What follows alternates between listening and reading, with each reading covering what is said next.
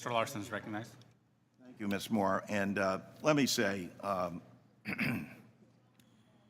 having both chaired the Social Security Subcommittee and now being the ranking member, I get upset because of what's happening to the American people. These are good and decent people on both sides of the aisle. But fundamentally, you're telling me that there is no obligation to have the man who's been placed in charge of finding $2 trillion in cuts, who has said publicly on more than one occasion that yes, 70% of the budget is Medicare, Medicaid, Social Security, and defense, and that's what we're going after. Only one of those areas has a trust fund of $2,700,000,000. Gentleman's time has expired. I yield back, Mr. Chairman. Thank you. I now recognize Mr. Kelly to strike the last word. Thank you, Chairman. I'd like to yield my time to Mr. Smucker. Mr. Smucker is recognized.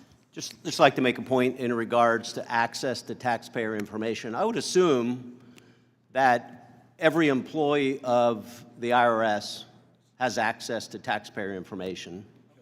I would assume, particularly those who are auditing accounts, are going to have access to some taxpayer information.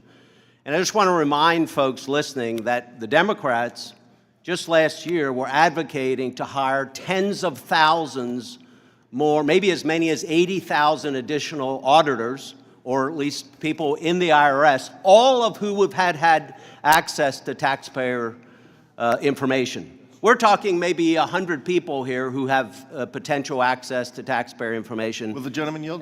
No. And I want to remind one other thing.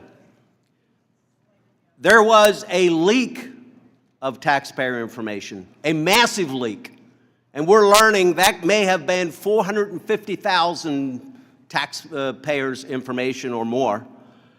And I didn't hear a lot of outrage from Democrats because it matched their political narrative that, you know, it was the taxpayer information of some of the highest income earners. And I heard a lot of Democrats celebrating, maybe not here, but a lot of Democrats across the country celebrated that an independent contractor who did have access to taxpayer information released that information to the American public. Where was the outrage we're hearing today then?